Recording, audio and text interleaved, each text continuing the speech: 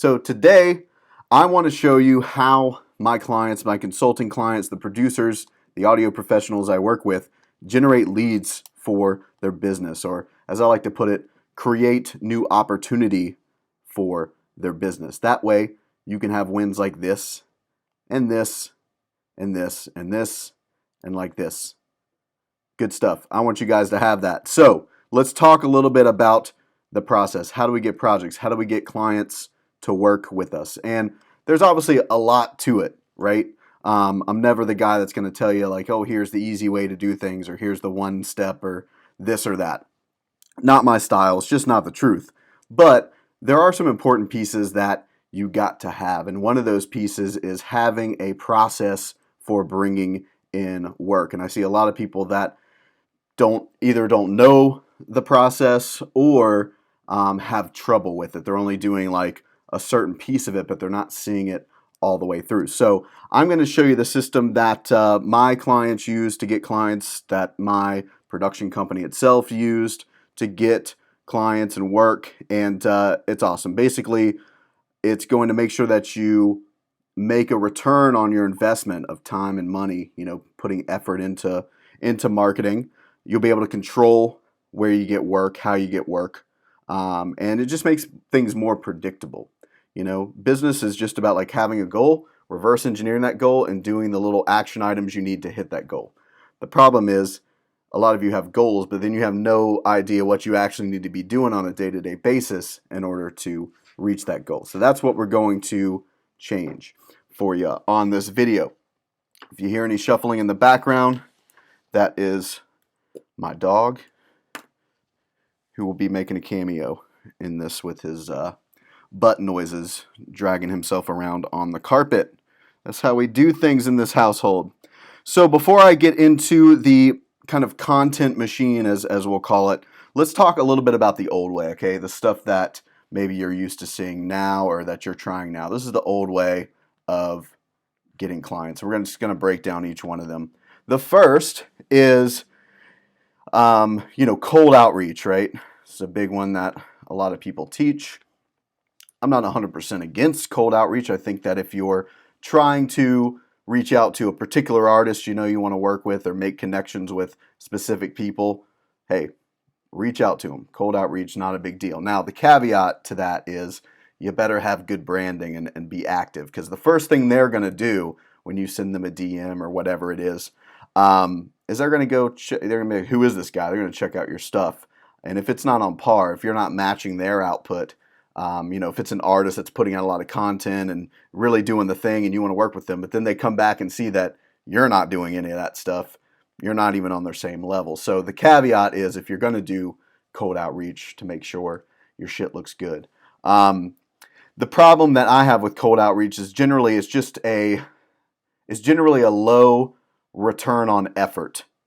So, you may land something here and there, but then if you look back at how many hours you put in just sending cold messages to people, bothering them, it really doesn't economically work out that well in most cases. That's why I'm not a huge fan of it.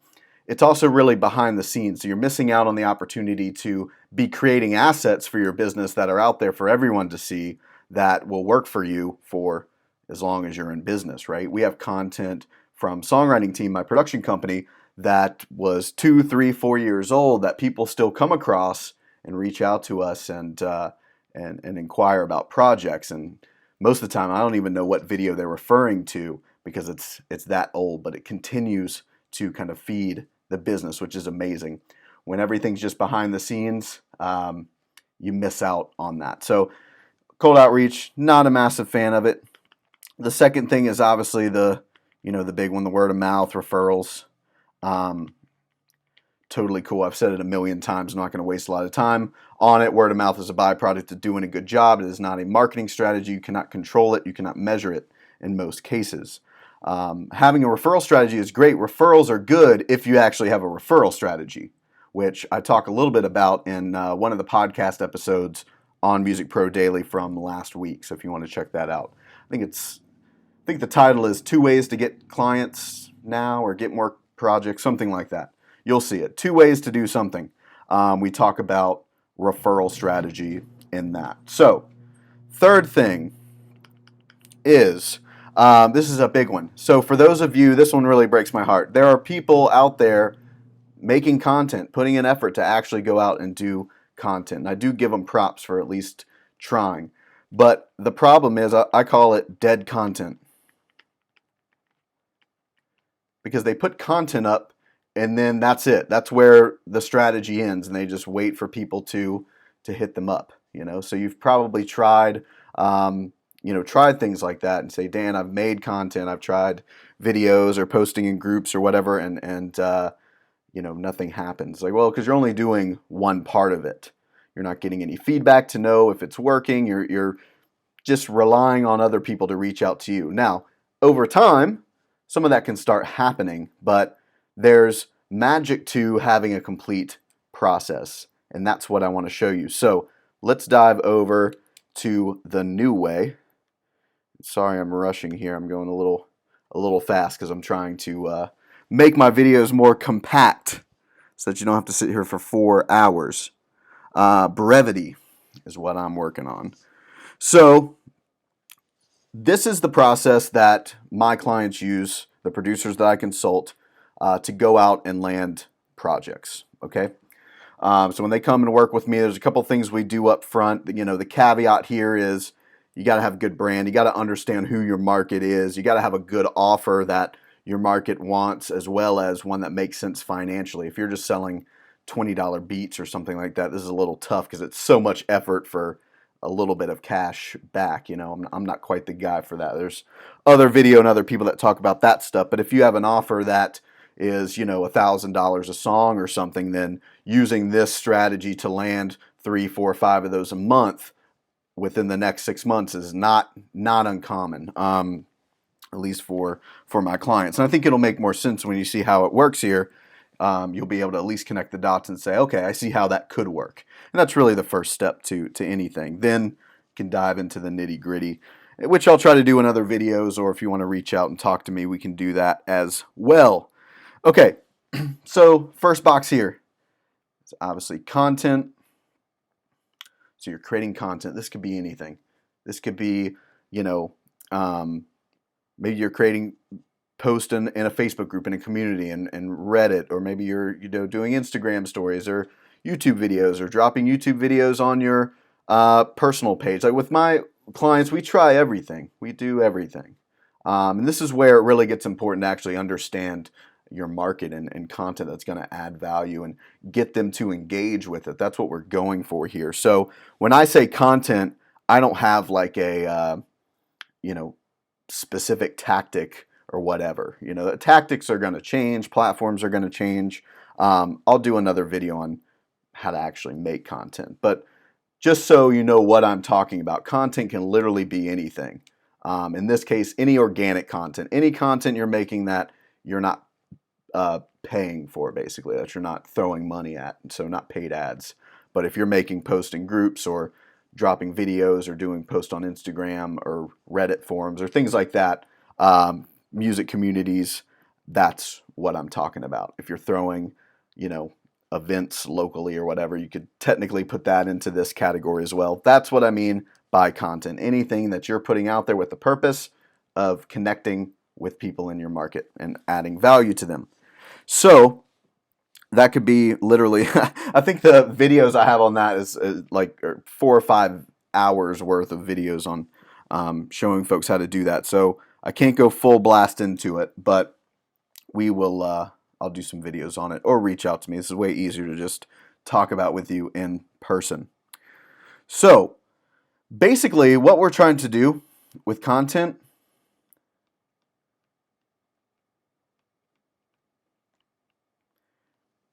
is create conversations with people.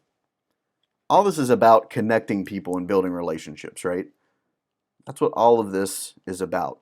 So the issue right now is that most people that are doing content, which again, I give you props for doing it, but you're just sitting there waiting for people to reach out to you. And maybe sometimes they do, but you can speed up this process. If you're one of my consulting clients, anyone that engages with your content, if they like it, if they drop a comment on it, whatever, any kind of engagement, they're reaching out to that person to get to know them. Okay? This does a couple of things. One, if the timing is right, that can lead to, sales calls. Maybe they're ready for a project. Maybe they ask, hey, I'm interested in what you do. What do you charge? All that kind of stuff. Great. Fantastic. What it also does, though, and this is massively important, so anyone that isn't doing this, this is where they're missing out. It gives you instant feedback on your content. Let's say you're making content and it's getting a lot of engagement, likes, comments, all that stuff. You don't really know if it's speaking to the right people. You don't know if it's speaking to the types of artists you want to work with, or if you're a mixing engineer, the types of producers you want to work with. You don't know. You have no idea. Just because it gets engagement doesn't necessarily mean it's working for you. So you have to actually go and find out. And what happens is, content's just a trial and error process. There's no way around it. Don't let anybody sell you any shortcuts with that. There's no way around it. You got to try a lot of different things. But you have to have a system in place to track what's going on, because you could spend a year or two technically doing the thing, doing content, but nothing's happening. It's like, well, that's probably why, because you don't have a feedback loop that's instantly telling you, is this type of content right? Are we on the right platform? You have to try everything and then have that data to say, okay, this is working. When I make this type of content on this platform, it connects with the kind of artist I'm trying to work with, which leads to conversations, which leads to projects. So if you're going to do content, engage with every person that is engaging with your content, so that it's like instead of cold outreach where you're just contacting a stranger, it's warm outreach, because at least they know who you are now. They've engaged with your content. They've seen your name. Maybe the content helped them, or they enjoyed it, or it entertained them, or whatever it was, or it connected with them. Brilliant. That's a way better place to start a conversation at than just a cold email, somebody that doesn't know who the heck you are. Okay? So not only does it lead to conversations, which is what ultimately leads to projects and clients, it gives you an instant feedback loop to know if your content is even working. So why you see my clients get results pretty quickly and land projects quickly is because they are constantly refining and honing in their approach to content, so they just get to the end result faster. They just have a system to do that, and that's what we're talking about here. So generally with conversations, and I'll probably need to make another video on these conversations, but in general, like, you're just getting to know someone. You're connecting with them the same you would as at an in-person networking event. You're not trying to sell them anything, be pushy, be weird. And you think that's obvious, but it actually, for some reason, when people connect with people online, they sometimes, I don't know, act weird. I don't know. It's like, I'll read their conversations. It's one of the things I do with my clients is they have to submit to me the conversations they're having. And sometimes I'm just like, who is this talking? This isn't you, So the conversations in themselves is kind of an art form. But what it really comes down to is just how you would authentically connect with someone in real life. You're trying to figure out, one, are they even an ideal client? Like, are they in your avatar? If you're making content and all it is pop people reaching out to you, but you work with metal bands, it's like, well, then you need to tweak the content. So that's kind of the first thing we want to figure out in these conversations. The second thing is, where are they at in their artist cycle? Have they just released something? Are they in the writing stage? And once you know that, it's like, okay, cool. Maybe there's some other things I can do to provide value to them based on the stage that they're at. And then every once in a while, you get into a good conversation with them and they start asking you, well, hey, listen, I'm about to do a project. Tell me about what you do. What are your rates? All that kind of stuff. And then that would move, to a sales framework call, where you basically help them figure out what they need, what their issues are, and put together an offer that's going to make sense for them. More videos on that to come. But with conversations in general, they generally start, in Messenger or DMs on Instagram, wherever you're putting your content. They start there, but even if it's someone that's like, not ready to do a project or anything, then that's fine. I still like to get them offline and get them on the phone just to have a what we call casual calls, just to continue the conversation off the internet. Something changes when you take people off the internet and have like a phone call or Skype call with them. It just humanizes it. And then from then on, whenever they see you online, it's like they can picture a voice, they can put a voice to the content. They feel like they know you better. You're not just this random profile now on the internet. So I always like to take people offline onto the phone in some form of fashion. Now, again, I'm going to repeat this. Don't just go into a sales call with them unless, generally the golden rule is unless they ask for your rates or ask like, they bring up, hey, I'm working on a project, what do? You don't ever go to sales calls unless they bring that up. Outside of that, it's just casual conversation. Get to know them, provide value, talk with them just like you would in person. The online thing and in person, it's not that different. People make it out to be this very different thing. And when they're able to realize that it's really not that different and they're just able to be authentic and be themselves in every interaction, that's when they start becoming successful at it. Okay? Now, there's another part to this. I'm all about kind of maximizing, making sure that we get the most out of our efforts, right? Because I know you want to spend most of your time producing, mixing, making music. So that means all of our systems need to be as dialed in as possible so that they work for us at the maximum, capacity without us having to do everything. So anyone that we have conversations with, let's say, a project's never brought up, but we connect with them. They are, we discover that they are within the realm of our client avatar, the types of artists we want to work with. It's always great to have somewhere to kind of keep up with them. I call them nests. So a nest could be, it could be like a general follow-up system if you want to just follow up with people, but they can go beyond that. You could have some kind of like Facebook group or subreddit or maybe a monthly, like with Make Pop Music, we had the monthly pop box. I'm not sure if Austin still does it, but technically it was a mailing list, but no one wants to be on a mailing list. So you have to make it of value. And what he did was create this monthly subscription where it was completely free and you got sample packs, all sorts of things that his client avatar would want. That's considered a nest. So even if the conversation's kind of a dead end or they're not ready to do anything until a year or whatever, that's fine. Invite them to be a part of this because then you can continue building relationships with them. And you have a mix of obviously doing it individually if you want to reach out to them here and there, but then the power of having them all in one place is great because then what happens is 6 months to 12 months later, you have this nest and it has, 200 to 300 people in it that have talked to you before and know you, and you can continue to provide value, and it keeps you top of mind so that when when they are ready, 6 months from now, a year from now, you're the first person they think of. Okay? So here's another piece where kind of this loop happens. So we can continue to feed them content, people in our nest, which again gets them back into conversations when they're ready, which can lead to, clients and projects. And then obviously they could go directly from there to there as well. And then the last thing, which we kind of talked about on the first page, is so let's say they go through the sales process, you make them an offer, they do a project with you. The next thing you want to do is incorporate some kind of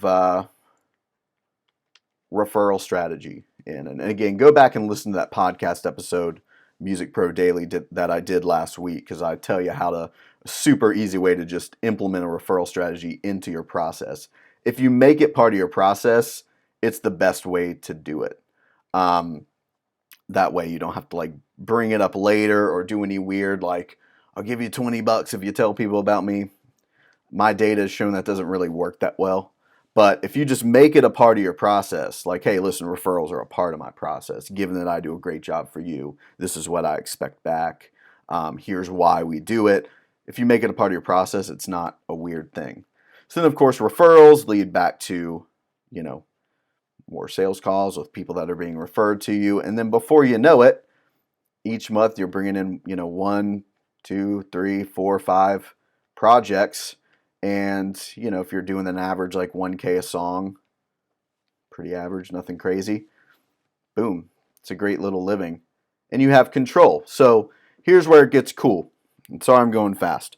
But I'm going to try to make this straightforward. Most people make this their goal, right? Projects, clients, all that. Like, hey, I want to make this much per month, or hey, I want to land this many clients per month. But then they don't really know what to do to get that. So if you set a goal, but then you don't have a plan to get it, doesn't really make much sense. Sometimes you might hit it randomly, whatever, but you don't have any control.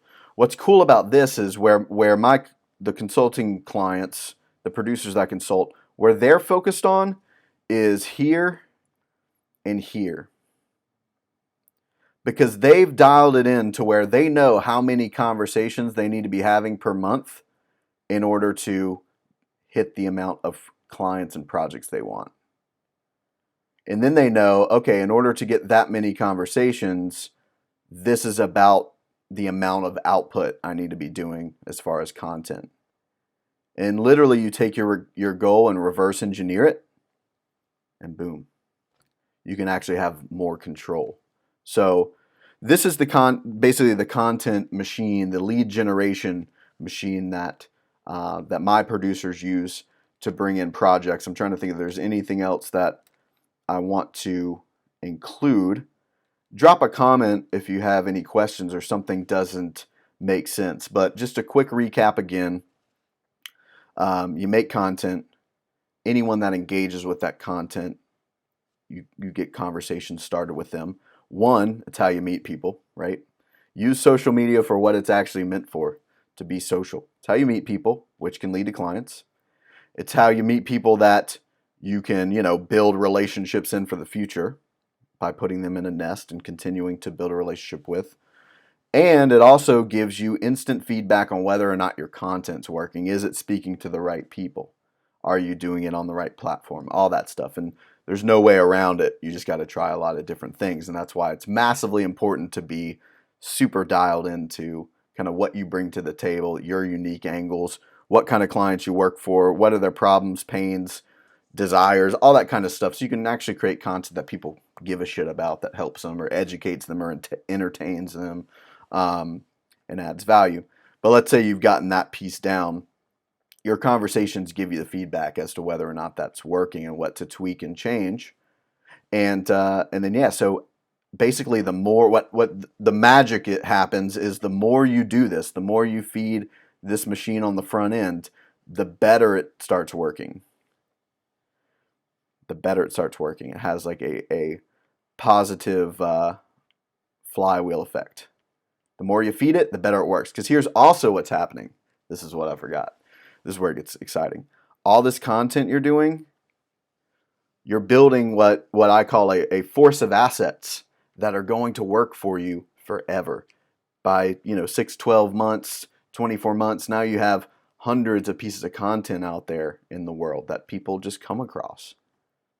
And that's really all it takes. Just most people don't do that. They want to wait to be, kind of handed something or just wait for people to hit them up, or they don't want to put themselves out. They feel weird about that.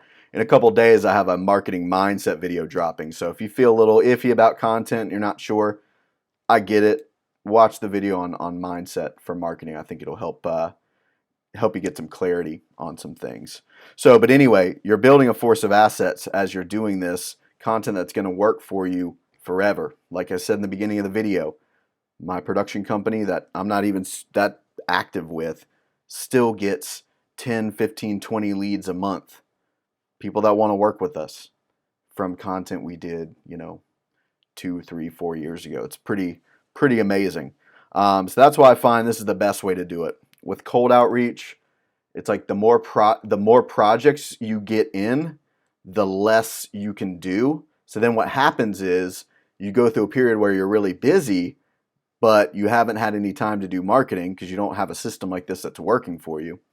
So then when those projects are done, you're back to being at square one with no projects. So that's why your business is like really good one month and then it's nothing the next month and then really good for 3 months and then nothing for half a year.